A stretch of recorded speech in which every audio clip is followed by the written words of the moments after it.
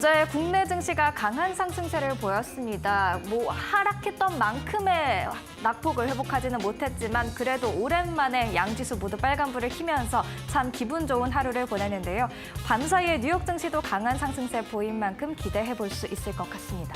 네, 오늘 국내 증시의 분위기도 긍정적으로 흘러갈 수 있을지 간밤 뉴욕 증시에서 먼저 보내온 시그널들 확인을 해보도록 할 텐데요. 간밤 뉴욕 증시 분위기 먼저 전해주시죠. 네, 3대 주요 지수 모두 상승 마감했습니다. 다우가 0.76%, 나스닥과 S&P 500 지수가 1%가량 올랐는데요.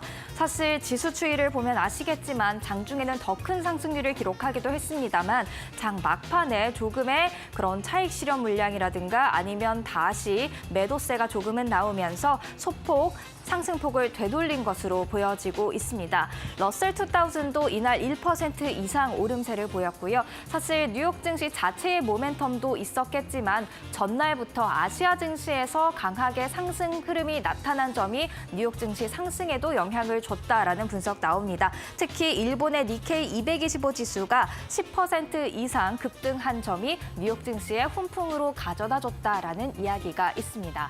지금 시장이 굉장히 큰 변동성을 보이고 있는데요. 사실 5일 같은 경우에는 블랙 먼데이라고 불릴 정도로 정말 하방 압력을 강하게 받은 날이었습니다. 하락을 의미하는 빨간색이 정말 곳곳에 전면에 펴져 있는 것을 지도를 통해서 확인할 수가 있는데요. 바로 다음 날이죠. 밤 사이의 지도입니다. 보시면 상승을 의미하는 초록빛깔이 더 많이 퍼져 있는 것을 확인할 수가 있었습니다.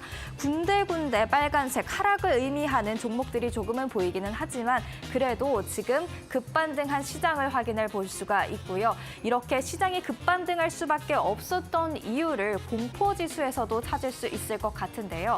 변동성 지수, 일명 공포지수라고 불리기도 합니다.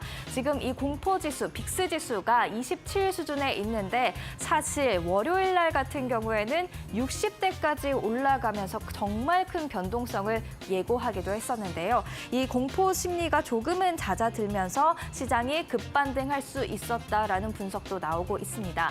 하지만 이전에 이 빅스 지수가 10대를 움직였던 것과 비교해서 아직까지는 27 수준으로 매우 높은 수준 유지하고 있는 만큼 향후에도 변동성 이어질 수 있다라는 얘기 계속해서 나오고 있고요. 특히 대선이 가까워질수록 원래도 변동성이 커지는 시장입니다. 그렇기 때문에 향후에도 변동성에는 유의를 하셔야 될 것 같습니다. 그렇다 보니까 일단 시장이 반등했겠다. 그러면 지금 들어가야 되나, 저점 매수해야 되나 라는 부분 궁금하실 것 같아서 이에 대한 의견들 봤습니다. 일단 저점 매수 타이밍 잡아야 된다라는 의견도 있습니다. 켈리 콕스 리츠홀트의 수석 애널리스트는 강세장에서 5에서 10% 조정은 정말 건강한 조정, 당연한 조정이다. 사람들이 생각하는 것만큼 성장세가 나쁘지 않다. 그렇기 때문에 타이밍을 잡아봐도 좋을 것 같다라는 이야기를 했습니다. 스트라테가스 전략가 또한 중기적으로 빅스 지수의 폭등은 주식시장에 좋은 신호로 작용해왔기 때문에 이번에도 긍정적으로 작용할 수 있다라는 이야기를 했죠. 하지만 아직까지는 저점 매수 타이밍 잡기에는 좀 성급하다, 이르다라는 분석도 있습니다. 골드만삭스의 수석 글로벌 주식 전략가는 지금 안정을 찾긴 했지만 조정이 끝나지 않았다. 금리와 경제가 어디로 가는지 더 정확한 방향이 나오기 전까지 계속해서 흔들릴 것이다 라는 코멘트를 했고요.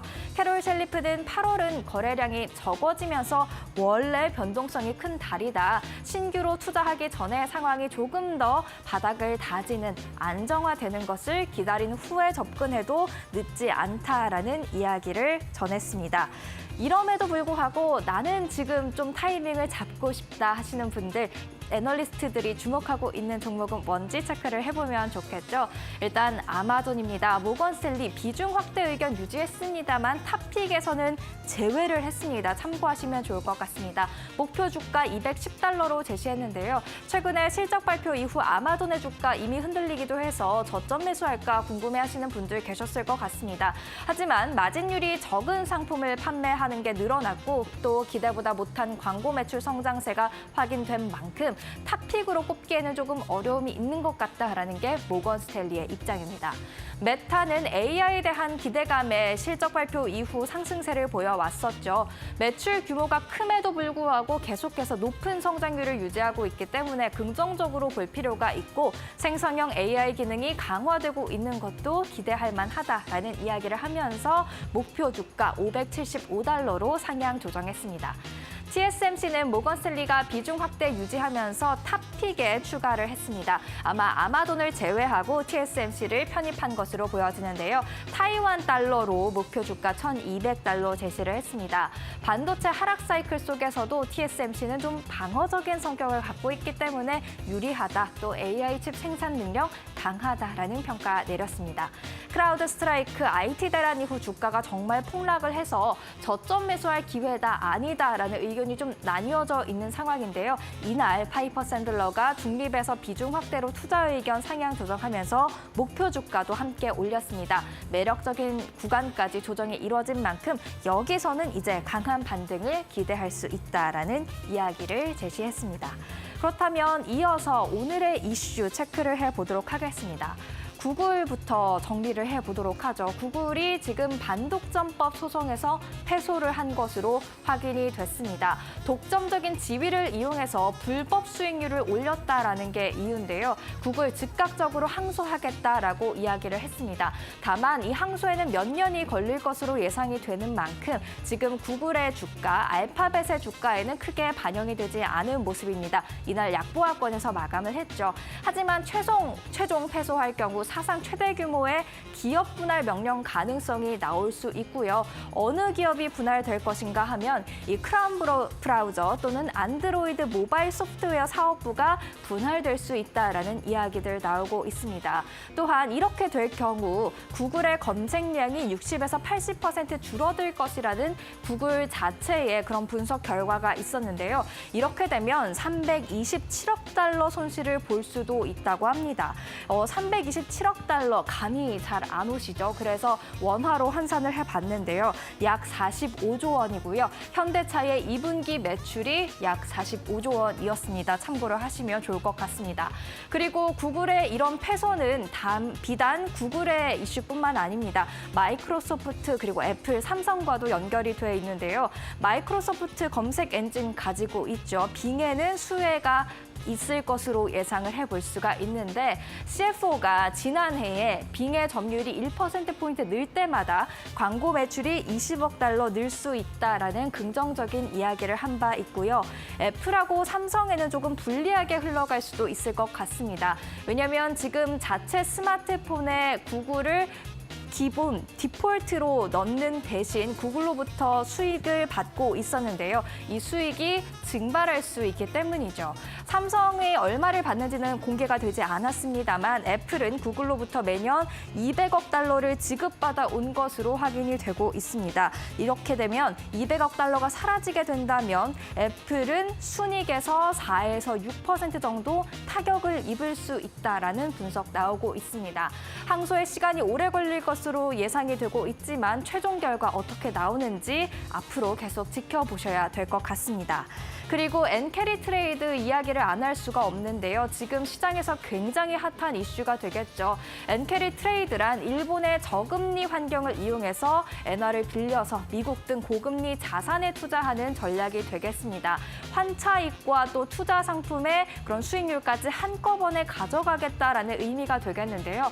달러 대비 엔화 가치가 최근에 급등을 했죠. 미국은 기준금리 인하, 일본은 기준금리 인상 기조를 잡고 있기 때문에 이렇게 급등은 한 겁니다. 근데 동시에 주식시장까지 같이 빠지니까 환차 손 그리고 수익률 감소까지 예상이 되면서 엔캐리 트레이드가 빠르게 청산이 된 것으로 확인을 할 수가 있는데요. 엔캐리 트레이드 아직 끝나지 않았다라는 이야기가 있습니다. 다음 장 함께 보실까요?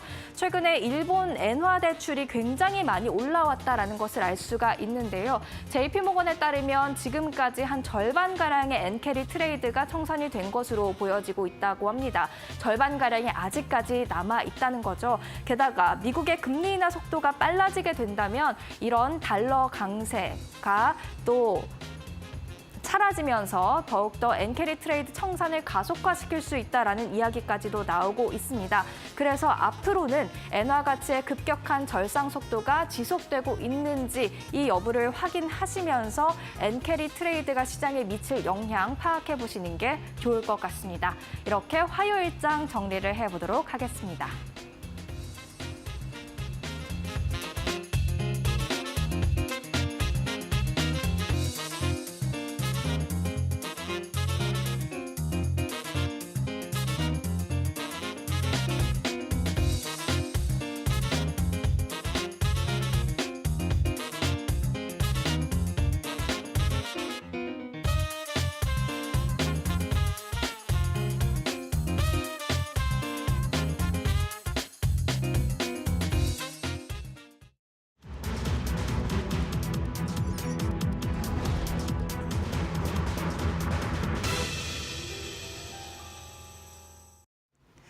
네, 어제장 시장 다시 한번 복귀해보고 오늘 개장전 확인해볼 이슈들 함께 점검해보는 시간입니다.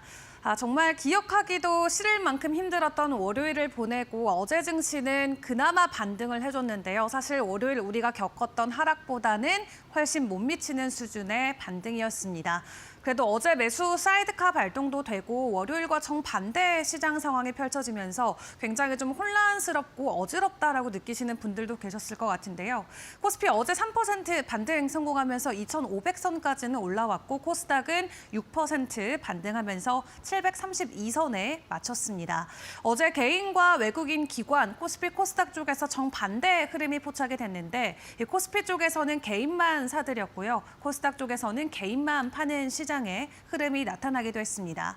사실 반등을 많이 해준 것 같다라고 느낄 수도 있지만 연중 고점 대비해서는 현저하게 지금도 낮은 수준이고요. 코스닥은 고점 대비해서 24% 정도 조정이 나온 수치고 코스피는 15% 정도 고점 대비해서 지수가 내려와 있는 상황입니다. 미국 시장과 비교했을 때 확실히 성적이 안 좋다라는 말이 나올 수밖에 없는 상황인데 여전히 우리 시장 안에서의 수급 부족 현상이 지속적으로 지수 하방 압력에 힘을 가하고 있는 상황이죠. 그렇다면 외인과 기관들은 이런 상황에서 어떤 종목을 조금 관심 있게 봤을지 리스트를 통해서 확인을 해보도록 할 텐데요. 어제 외국인들의 순매수 상위 종목 보시면 일단 코스닥 쪽에서는 에코프로 형제주들이 이름을 올려주고 있는 모습이고요. 코스피 쪽에서는 흥하해운이 1위에 이름을 올리기도 했습니다.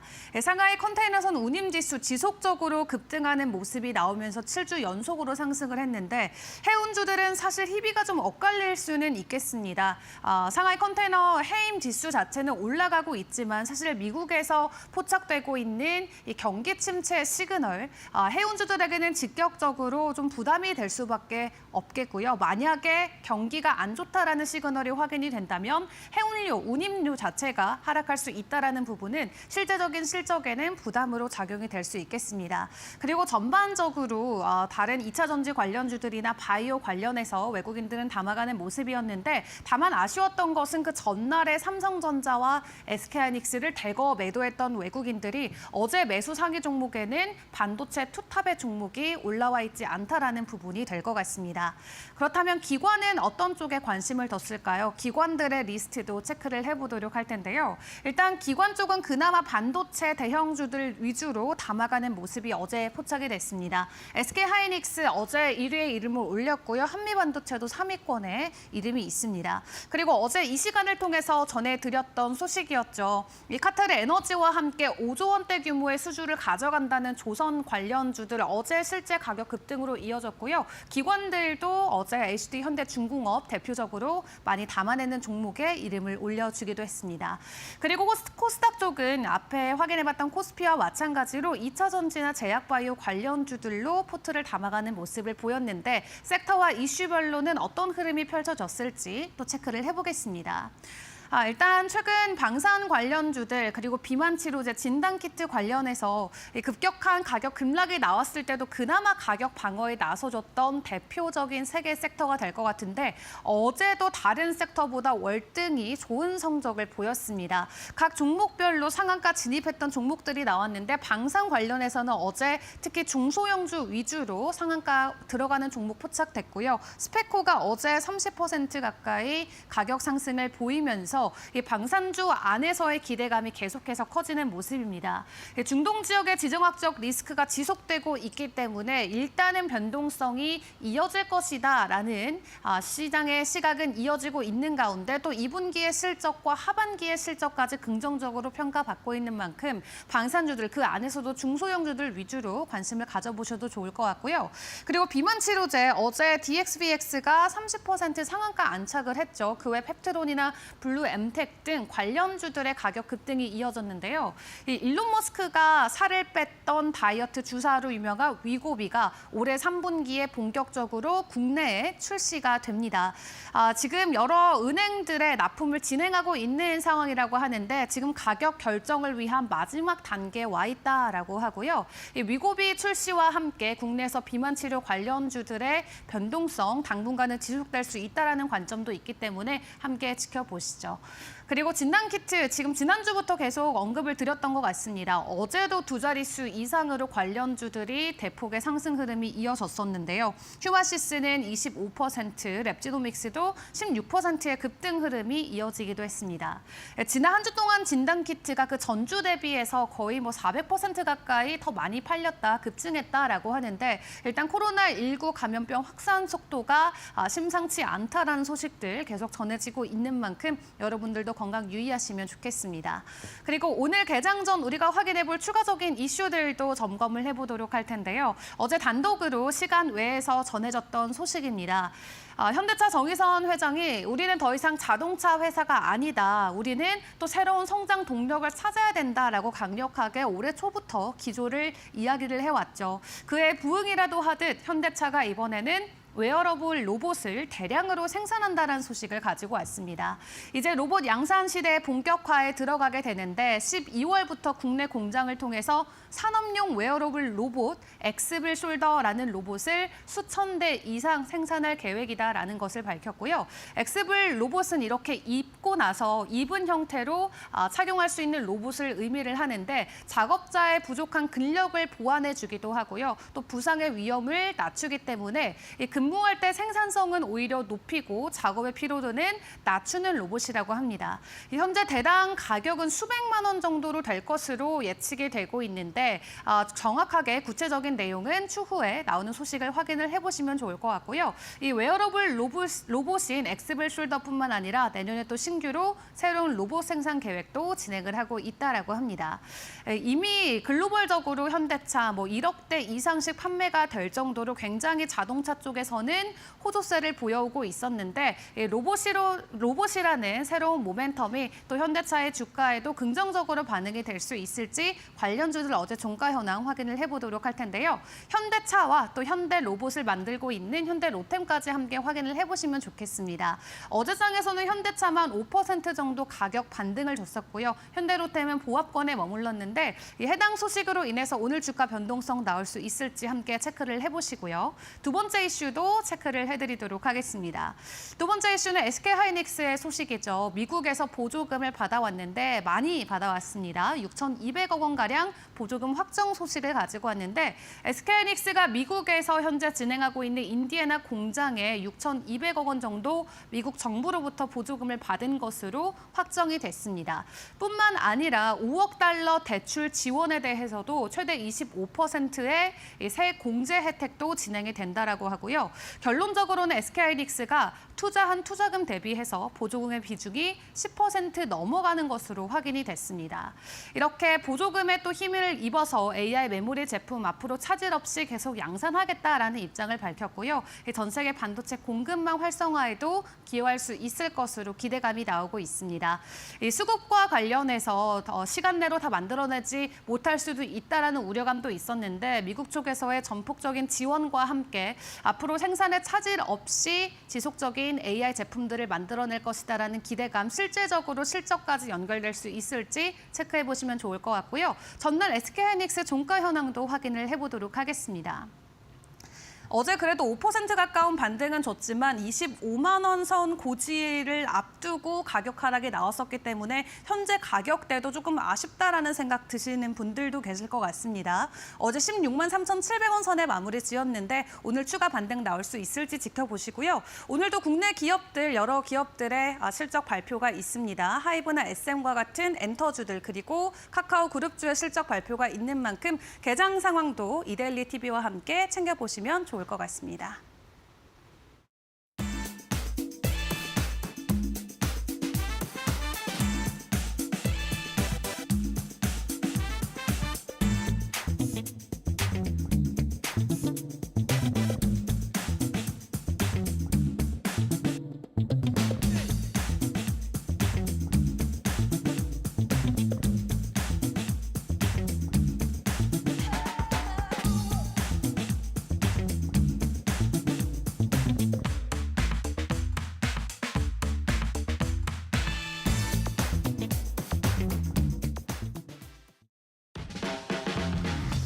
네, 시청자 여러분 안녕하십니까. 8월 7일 수요일입니다. 이데일리 TV 뉴스 브리핑 시작합니다.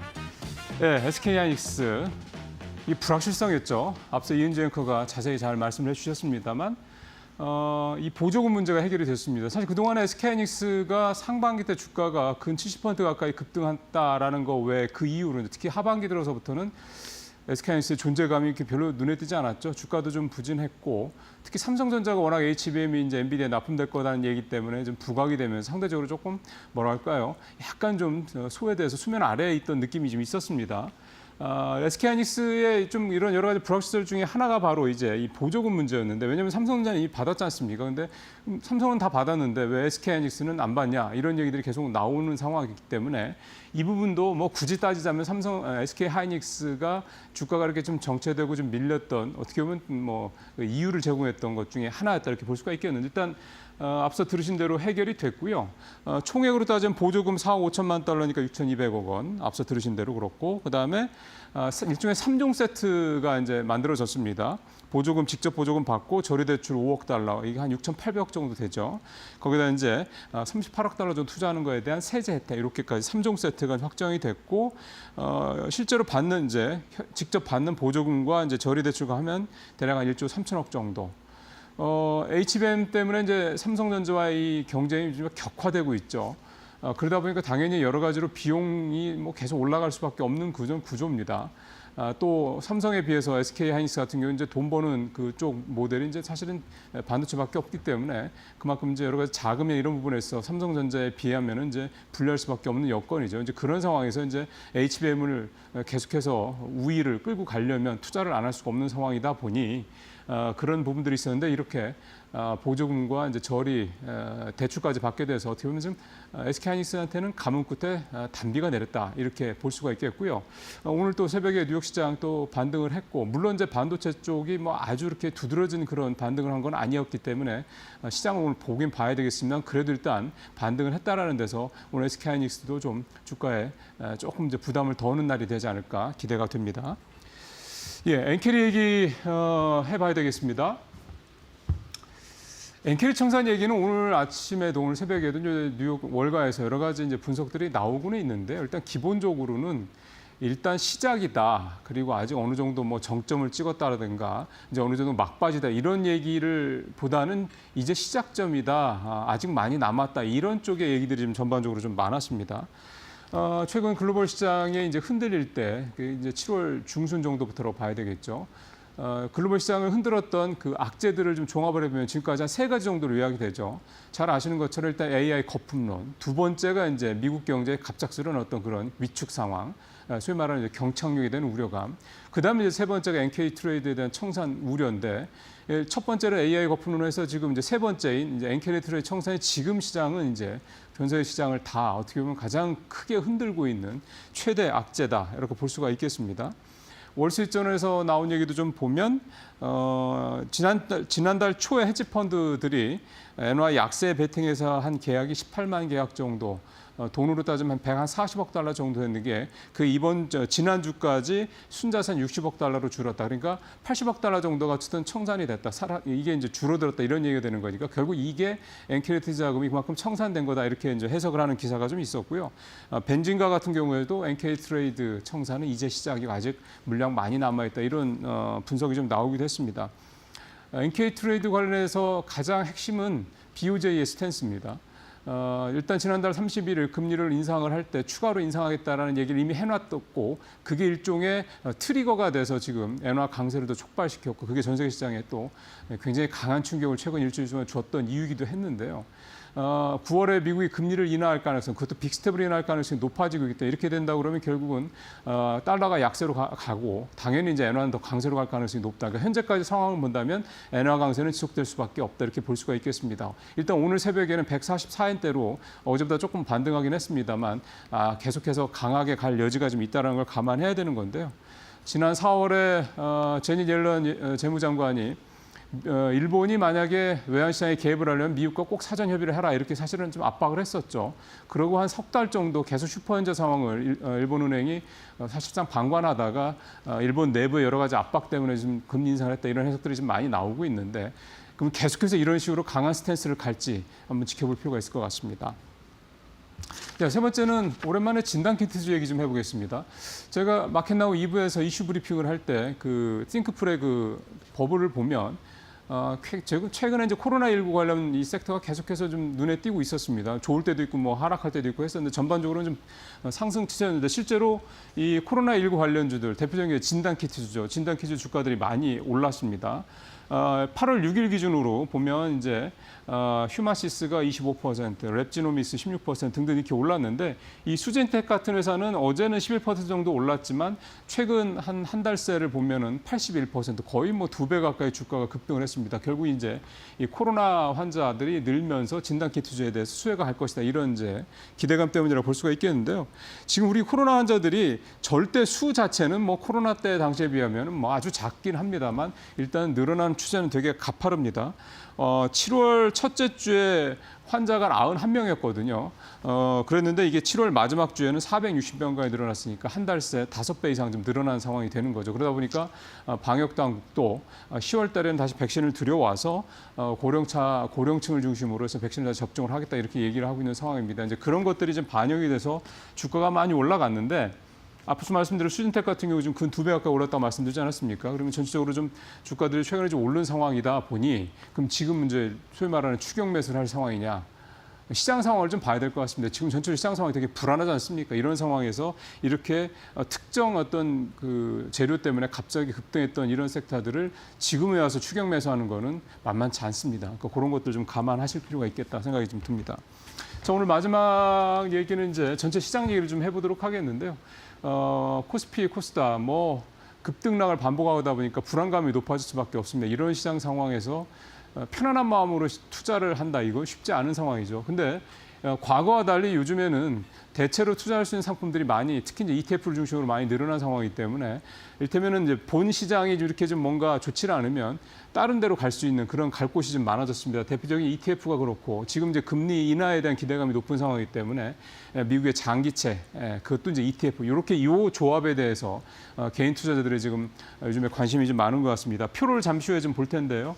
최근 일주일 새 화면에서 보시는 것처럼 이런 이제 미국의 장기채에 투자한 ETF 상품의 순매수 규모가 많이 늘었습니다. 50억, 49억, 40억 이렇게 해서 한 150억 정도 최근 일주일 새 미국의 장기채 상품의 ETF 상품의 투자들이 좀 늘어났는데 기본적으로 이제 주식시장의 그 리스크가 커지다 보니 위험 자산보다는 이제 안전 자산, 이제 채권이 되는 거죠. 그다음에 또 채권이라는 게 지금 시장 상황에서 괜찮은 게 미국이 금리를 인하할 것처럼 이게 좀 여기 있고 또 여기 그 앞서 이제 표에서 보셨습니다만 엔화에 노출돼서 미국의 30년물 장기채에 투자하는 그런 ETF 상품도 있거든요. 이렇게 되면 이제 지금 엔화가 또 강세니까 엔화 강세에서 환차 이익을 얻고 그다음에 장기채 금리, 그러니까 금리 인하에 따라서 이 채권에서 이제 중간 수익을 또 얻는 거죠.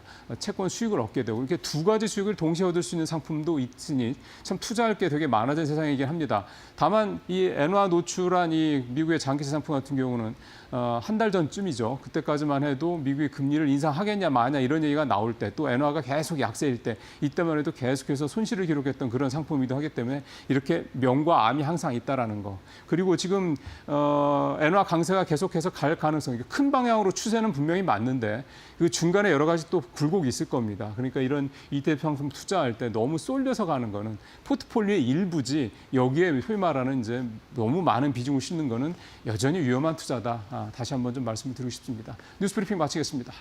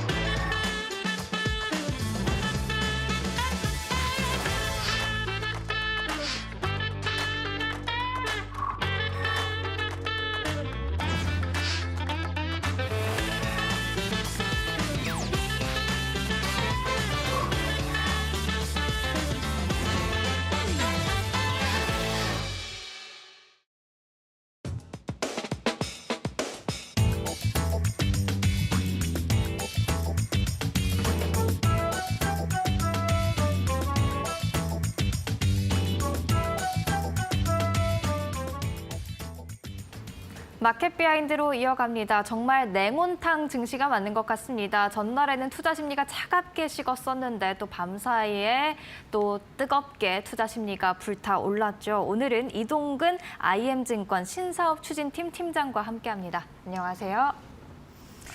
네, 미국의 경기 침체 논란으로 확 빠졌던 증시가 다시 한번 이렇게 살아 올라왔습니다. 다만 아직까지 이 경기 침체 가능성 여부에 대해서는 의견이 좀 엇갈리고 있는 것 같은데요. 저희가 어떤 것을 기준으로 이런 침체 가능성을 좀 판단해야 할까요?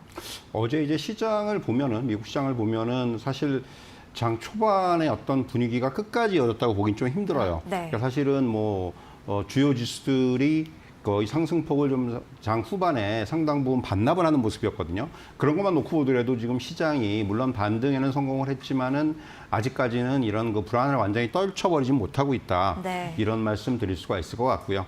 뭐 사실 이제 시작은 결국은 이 말씀하신 대로의 침체에 대한 얘기가 좀 이제 확산이 되면서 시작이 된 거죠. FOMC 이후에 미국의 고용지표, 뭐 예를 들면은 비농업 부문 신규 고용이라든가 실업률이라든가 이런 지표들이 좀 동반부진을 기록하면서 고용시장의 냉각이 예상보다 빠르다는 우려가 좀 확대가 되었고 이게 이제 미국 경기 침체에 대한 걱정으로 좀 이제 점점 커진 거죠. 사실 뭐 상식적으로 생각해 봤을 때 그동안 우리가 이제 계속해서 뭐 물가를 잡아야 되고 또 고용은 견조했고 이런 어떤 환경에 익숙해져 있는 상황에서 이렇게 이제 고용 지표가 좀 갑자기 좀 쇼크가 나왔다라는 부분에 시장이 우려를 한 것은 있을 수 있겠지만은 저는 조금 이전에 그런 우려가 좀 지나치지 않았나라는 생각이 들어요. 그러니까 어제도 잠깐 제가 이 자리에서 말씀드렸습니다만 이제 샤메 법칙이라는 네. 이제 그런 어떤 부분이 좀 발동이 되면서 이게 어떻게 보면 굉장히 그 시장의 약한 부분을 좀 건드린 것이 아닌가 이렇게 말씀드릴 수가 있을 것 같고요. 결국 그런 부분들이 그냥 그 뒤늦게 연준이 그렇다면 7월에 금리를 인하했어야 되는 게 아니냐. 뭐 이런 얘기들까지 나오고 있는 거고 이제 9월에 50bp 내려야 된다. 더 나가서는 뭐 이제 긴급 회의를 열어가지고 금리 인하해야 된다. 사실 뭐 이런 얘기까지. 그러니까 기존에 사실은 연말까지 제가 뭐 이 시간을 통해서도 여러 번 말씀드렸지만 연말까지 연준이 한 9월, 11월, 12월 이렇게 한 3번 정도 25bp씩 네. 내릴 것이다라는 그런 이제 어떤 그런 전망에서 이게 이제 그런 그 전망치가 125bp까지 올라가 있는 상황이에요. 그런 것만 놓고 보더라도 시장이 너무 지금 물론 조금 이제 그 침체에 대한 우려가 있는 건 맞지만은 사실은 그거 자체가 저는 침체로 가는 것보다 이제 둔화. 그건 뭐 누구나 예상하는 거고 네. 연준은 사실 그거를 대비해서 연착륙이라는 어떤 그런 그 준비를 하는 과정이거든요. 근데 이제 시장이 조금 앞서간 측면이 분명히 있다. 여기에는 이제 뭐 이제 미 대선을 앞둔 불확실성이라든가 또는 이제 그동안 워낙에 시장을 이끌었던 빅테크가 워낙 많이 올라왔기 때문에 이제 이들이 뭔가 좀 차익을 실현할 구실을 좀 찾은 저는 이런 측면도 분명히 존재한다고 생각을 하고요. 네. 기존에 무엇보다도 중요한 부분은 시장에는 이제 그 bad news is good news. 그러니까말로 이제 좀 이제 악재가 오히려 이제 호재, 금리를 빨리 내릴 것이다. 이런 쪽으로 이제 우리가 해석을 하는 그런 논리가 있었는데 이제는 bad news is bad news라는 거예요. 이제 나쁜 건 나쁜 거다. 뭐 이렇게 이제 해석을 하는 이게 결국은 연준의 금리 인하 성격이 경기 침체를 대비해서 선제적인 부분에서 침체에 대응하기 위해서 사후적인 부분으로 좀 바뀌어가고 있다는 거. 이런 것들이 조금 지금 나타나고 있는 어떤 시장의 불안의 본질이 아닌가라는 생각이 들고요. 네. 근데 이제 어제 이제 ISM 비제조 PMI도 나왔습니다만은 사실은 고용이 조금 요번에 이제 쇼크가 나온 거를 제외하고 또 이제 뭐 계절적인 요인이라든가 여러 가지 요인들이 있습니다만은 그런 걸 제외하고 사실은 그 다른 지표들이 그렇게까지 지금 나빠진 건 없거든요. 네. 그렇기 때문에 사실 연준 자체도 여러 지표를 종합해서 판단해서 정책 방향성을 결정할 것이라는 이런 입장은 변한 게 없습니다. 뭐 연준 위원들도 계속 그런 얘기를 하고 있기 때문에 지금 이런 그 논란이 시장을 흔들 수 있는 구조지만은 그리고 여기에 가장 또 중요한 부분 어제도 잠깐 말씀드렸습니다만은 일본은행의 일본 중앙은행의 금리 인상이라는 부분, 이 부분이 이제 우리가 얘기하는 NK 트레이드의 청산을 좀 가져올 수 있는, 그러니까 수급적인 요인까지 좀 겹친 거죠. 네. 이런 부분들, 그러니까 이런 것들이 반영되면서 지금 계속해서 시장을 흔들 수밖에 없는 구조지만은 결국 경기 침체보다는 경기 둔화의 흐름이 나타나는 가운데서 이게 이제 어떤 금리 인하 사이클의 시작이라는 정책적인 대응을 통해서 연착륙을 유도하는 그런 방향을 결국 견제하지 않겠느냐. 그러니까 기존의 어떤 상황에서 그렇게 바뀐 것은 없어요. 다만 이제 시장이 그런 부분에서 약간의 그 약한 고리를 어떻게 보면 좀 약간 확대 해석을 해서 조금 그 공포가 커지는 이러한 상황으로 볼 수가 있다. 이런 말씀을 드릴 수가 있을 것 같습니다. 네, 또 한 가지 우려가 됐던 부분은 시장이 하락하는 것도 그런데 지금 사실 시장이 많이 올랐던 부분이 기술, AI에 기반해서 많이 올랐었거든요. 그런데 이 AI로 인해서 많이 올랐던 빅테크들의 주가가 많이 흔들리다 보니까 이제 또 시장이 고점을 지나서 계속해서 하락 추세에 접어드는 건 아닌가라는 그런 우려까지 경기 침체 우려와 같이 맞물리면서 또 큰 하락이 나왔던 것 같은데 이 AI 고점 논란에 대해서는 좀 어떻게 생각하시나요? 사실 이제 이 부분에 대해서는 뭐 아직까지도 역시 마찬가지로 지금 논란의 대상이에요. 그러니까 지금 단적으로 얘기해서 엔비디아가 뭐 $100까지 이제 좀 밀렸다가 어제는 반등이 났습니다만은 사실은 그러니까 장중 상승폭에 비하면 역시 상승폭을 상당 부분 반납을 했거든요. 네. 그러니까 지금 아직까지도 이렇게 좀 불안하게 보는 심리들은 여전히 많다라는 거고요. 그러니까 어떤 실적 발표를 이번에 이제 빅테크들의 실적 발표를 통해서도 확인되었다시피 클라우드 업체들은 투자를 오히려 늘리는 쪽으로의 그런 방향성을 명확하게 하고 있습니다. 그러니까 이런 거예요. 과잉 투자가 과소 투자보다는 낫다. 제가 그런 말씀을 드린 적이 있는데 무슨 얘기냐면은 결국은 지금은 AI와 관련해서는 투자를 하는 시기고요. 이 투자를 통해서 시장을 키우고 어떤 시장 점유율을 키우고 지금은 그런 시기예요. 그러니까 뭔가 아직까지 AI에 대해서 과실을 얻기까지는 조금 시간이 걸릴 거고 네. 그거를 모르는 게 아닙니다. 그러니까 투자를 통해서 지금은 어떻게 보면은 주가 자체도 이런 투자에 대한 어떤 기대감 이런 부분들 때문에 주가가 올라왔던 측면이 분명히 있는 거기 때문에 사실은 알파벳이나 마이크로소프트나 메타 같은 빅테크 대부분의 전략이 똑같습니다. 그래서 이제 최근에 이제 나타나고 있는 어떤 뭐 투자 감소에 대한 우려라든가 또는 그 어떤 그 이익 실현 시기에 대한 이런 어떤 노이즈라든가 이런 부분들은 아직은 조금 이른 것이 아닌가라는 생각이 들어요.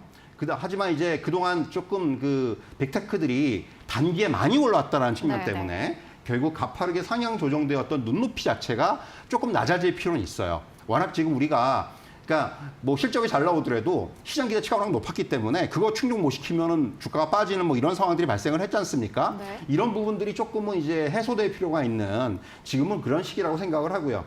엔비디아에 대한 여러 가지 뭐 논란이라든가 이런 부분에도 불구하고 여전히 AI 데이터 센터용 GPU 시장의 주도권은 엔비디아가 장악을 하고 있어요. 이거는 뭐 명약관화한 사실이고요. 뭐 그렇기 때문에 지금 이런 상황에서 AI 트렌드의 패러다임은 계속해서 이어질 것으로 판단이 되고요. 삼성전자라든가 SK하이닉스가 사실 국내 증시에서 지난주 금요일, 월요일 많이 급락을 했죠. 빠졌었죠. 뭐 SK하이닉스 같은 경우 이틀 동안에 20% 이상 빠지기도 했었고요. 이게 어떤 종목의 문제가 아니고 시장 전체의 문제죠. 그렇기 때문에 사실 뭐 월요일 날 우리가 외국인들이 1조 5천억을 팔았을 때 코스피에서 네. 두 종목이 대부분을 차지했거든요. 거의 전부를 차지했기 때문에 이런 부분, 그러니까 아시아 시장에서의 어떤 동반 약세 국면에서의 대표주를 줄인 것으로 보는 것이 좀 맞지 않나 생각이 들고요. 어제 삼성전자 관련된 리포트들이 많이 나왔습니다만은 대부분의 논리가 그거였어요. 펀더멘탈이 변한 것은 없다. 다만 이제 어떤 시장의 그 문제였다라는 그런 부분들인데 오히려 그렇다면은 반도체 업종에 대해서는 다시금 이제는 주가가 많이 빠져 있는 상태이기 때문에 이제는 오히려 이런 그 저점을 노리는 이러한 전략도 좀 가능하지 않겠는가라는 생각도 좀 해볼 수 있을 것 같습니다. 근데 또 저점을 노리는 것도 정말 좋은 전략이 될 것 같긴 합니다만 지금 시장이 너무 변동성이 크다 보니까요. 이게 마음 편하게 뭔가 저점 매수를 하기에도 좀 꺼려집니다. 지금 변동성은 계속해서 확대가 될 수밖에 없는 상황일까요? 사실 이제 말씀하셨다시피 그래 지금은 그러니까 여기가 바닥이라고 얘기가 참 어려워요. 무슨 얘기냐면 장중에도 지금 변동성이 워낙 강하게 나타나고 있고 이건 미국 시장도 마찬가지예요. 네. 어제 이제 미국 시장이 전강 후약의 모습을 나타내는 것도 오후로 들어오면서 단타 매물들이 엄청나게 쏟아졌어요. 그러니까 미국 시장도 지금 길게 못 보는 거죠. 시장 갔다가 워낙 불안하니까. 네. 그러니까 우리나라 시장도 마찬가지일 거고요. 우리 시장도 어제 아침에 비해 가지고 오후가 상승폭이 좀 둔화가 됐어요. 그렇기 때문에 이런 부분만 놓고 보면 지금은 조금은 사실은 어떻게 보면 이제 단기 매매를 잘 하시는 분들은 지금 좋은 기회가 될 수도 있죠. 그러니까 지금은 어떻게 보면 그러니까 좀 배틀을 짧게 잡는 게 맞는데 결국은 어떻게 보면 길게 봤을 때는 지금이 어떻게 보면 또 하나의 기회가 될 수 있다는 부분. 뭐 네. 이게 반도체가 아니더라도 시장 자체가 지금 뭐 장중에 2,400이 깨지는 코스피가 2,900부터 쭉 밀린 거지 않습니까? 그것도 뭐 시간을 두고 밀린 게 아니고 삽시간에 밀려버렸기 때문에 보통 이러한 그 단기 급락이 나왔을 경우에는 반등도 어느 정도 나옵니다. 네. 지금 이제 그런 부분을 조금 단기적으로 노리는 그런 전략이 필요하지 않겠는가라는 그런 생각이 듭니다. 변동성을 이용하는 단기 전략도 좀 유효할 것 같다라고 이야기를 해주셨는데 그렇다면 이런 단기 전략을 노리시는 분들 중에서 또 뉴욕 증시 밤사이에 좀 대형주 중에서 내린 게 있다면 바로 애플이 아닐까 싶습니다. 애플이 뭐 뉴스 보도상으로는 구글의 반독점법 폐소로 인해서 애플의 순이익에도 좀 타격이 있을 수 있다라는 이야기 때문에 내렸다 이런 분석들이 있던데 애플의 향방은 어떻게 보십니까? 뭐 저는 그렇게 생각해요. 애플 같은 경우도 사실은 지금 최근에 수급적인 이슈도 좀 있었고요. 네. 예를 들면 뭐 이제 워런 버핏의 물량이 좀 줄었다는 그런 뭐 보도도 나왔었고 사실 그런 것들이 좀 공통적으로 좀 이제 복합적으로 작용한 것이 아닌가라는 생각이 들고요. 뭐 애플뿐만이 아니라 지금 대부분의 빅테크들이 어떻게 보면 이런 그 뭔가 이제 그동안 조금 가려져 있었던 불편한 부분들이 조금씩 이제 주가에 악영향을 미치기 시작했던 거죠. 그거는 또 역으로 말씀드리면 주가가 많이 올라있기 때문에 그래요. 아, 네. 이제 뭔가 그런 거예요. 그런 표현을 쓰고 싶은데 결국은 이제 그 뭔가 이제 차익을 실현하고 싶고 뭔가 이제 그 매도의 구실을 좀 찾고 싶은데 지금 이제 그런 구실들이 좀 나오기 시작을 했다. 이런 말씀을 드릴 수가 있을 것 같고 그렇기 때문에 뭐 애플 같은 경우도 조정이 좀 나올 수 있습니다. 사실 최근에 어떻게 보면 애플이 상대적으로 견조했는데 네. 이제는 조정이 나올 수가 있는 타이밍이고 그렇기 때문에 좀 오히려 애플에 관심 있으신 분들은 좀 조정을 기다려보는 그런 전략도 좀 유효하지 않겠는가 이런 말씀 드릴 수가 있을 것 같아요. 네, 또 뭐 뉴욕 증시에서는 애플을 바라볼 수 있다면 국내 증시에서는 어제 또 또 강하게 반등을 나타내줬던 게 2차 전지 관련주가 아닐까 싶어요. 최근에 뭐 2차 전지 캐즘이다, 뭐 여러 가지 이유들로 인해서 2차 전지주가 많이 하락을 했었는데 어젠 또 강하게 좀 올라왔거든요. 하지만 장기적으로는 추가 상승은 좀 어렵다라는 이야기도 들리던데 2차 전지 어떻게 생각하세요? 이번에 이제 2분기 실적을 보면은 사실 2분기 실적은 역시 예상대로 안 좋아요. 다만 이러한 이제 최악의 상황들이 2차 전지 업종에는 어느 정도 반영이 된 것이 아닌가 하는 생각이 듭니다. 이게 무슨 얘기냐면 지금 2차 전지 업종은 좀 어느 정도 이제 바닥을 좀 다지는 구간이라고 생각이 돼요. 네. 이제 뭐 실적이든지 뭐 말씀하신 캐즘이라든지 이런 악재들이 대부분이 주가에 좀 이제 반영이 되는 그런 구간이라는 측면에서 오히려 지금 여기서 이제 그런 어떤 컨센서스가 형성이 되면서 반등이 나는 것이 아닌가 하는 생각이 들고요. 다만 지금은 어떻게 보면 아직까지는 2차 전지 업종이 됐건 또 이런 그 낙폭이 컸던 업종들 같은 경우는 뭔가 이제 그런 그 기술적인 반등 또는 자율 반등 우리가 얘기하는 그런 구간이기 때문에 지금 여기서는 사실은 어떤 추세적인 상승을 얘기하기보다는 일단 반등 이후를 봐야 될 것 같아요. 네. 반등 이후에 이제 조금 실적이 개선이 되고 예를 들면은 뭐 이런 부분들이 좀 어느 정도 눈에 좀 띄어야지만이 눈에 잡혀야지만이 그 다음 스텝을 좀 우리가 생각해 볼 수 있지 않겠는가 이런 말씀을 드릴 수 있을 것 같습니다. 네, 2차 전지 반등을 하긴 했지만 반등 이후에 좀 추세를 지켜봐야 될 것 같다라고 이야기를 해주셨습니다. 지금 증시 변동성이 굉장히 큰 가운데 그래도 뭐 배틀을 짧게 잡아야 한다라고 이야기해 주셨지만 또 마지막으로 짧게 한마디를 해주실 게 있을까요? 사실 이제 뭐 지금 그 우리나라 증시의 하락이 과도한 거는 분명히 맞는 상황이고요. 그리고 펀더멘털로 봤을 때도 코스피 12개월 선행 영업이익이 지금 증가세에 있습니다. 네. 그러니까 지난주보다 한 지금 8조 정도가 증가를 했는데 상향을 했거든요. 그러니까 12개월 선행 PER 같은 경우도 지금 거의 8배 수준까지 내려왔다라는 얘기죠. 이건 거의 우리가 얘기하는 과거의 뭐 금융위기라든가 유럽 재정위기라든가 팬데믹이라든가 이런 상황보다 지금 더 밑에 있는 그런 상황이기 때문에 펀더멘털로 놓고 보면은 지금 분명히 저평가 상태인 게 맞고요. 그리고 이제 무엇보다도 단기적인 변동성이 나타날 수밖에 없고 뭐 예를 들면 다음 달 뭐 FOMC 그 이전에 8월 말에 잭슨홀 미팅 그리고 또 28일에 엔비디아 실적 발표 이런 그 이벤트들에 좀 시장이 좌우될 수 있겠지만은 앞서도 잠깐 언급되었지만은 지금은 일단은 어떤 추가적인 하락을 얘기하기보다는 이제부터는 좀 박스권, 그러니까 박스권이 좀 낮아지겠죠. 2,900을 보던 박스권에서 이제는 한 2,500에서 2,700선의 박스권 내에서 당분간은 좀 움직일 수 있는 그런 장이 나오지 않겠는가 이런 말씀을 드릴 수가 있을 것 같습니다. 네, 향후 국내 증시 전망까지 해봤습니다. 이동근 IM증권 신사업 추진팀 팀장이었습니다. 말씀 감사합니다.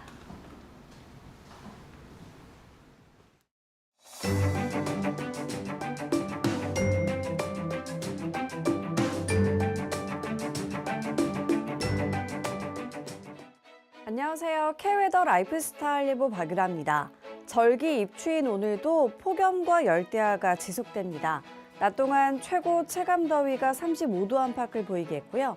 밤 사이에도 25도 선을 웃돌며 종일 무덥겠습니다. 온열 질환에 걸리지 않도록 유의하셔야겠습니다. 하늘은 대체로 흐리거나 구름 많겠고요. 대기 불안정으로 내륙에는 소나기가 지나겠습니다. 벼락과 돌풍을 동반한 많은 양의 비가 강하게 쏟아질 텐데요. 수도권과 영서는 오전과 오후에, 충청과 전라, 경상은 오후에 내리겠습니다. 다음은 자세한 지역별 날씨입니다. 중부지방 낮 기온 서울 32도, 대전 34도까지 치솟겠습니다. 동해안 낮에 속초 33도, 강릉은 32도를 보이겠습니다. 남부지방 낮 동안 광주 34도, 대구는 36도 선까지 오르겠습니다. 서해상으로 하늘이 흐리겠고요. 물결은 대체로 잔잔하게 일겠습니다. 당분간에도 폭염과 열대야가 이어지겠고요. 소나기가 오는 곳이 많겠습니다. 날씨였습니다.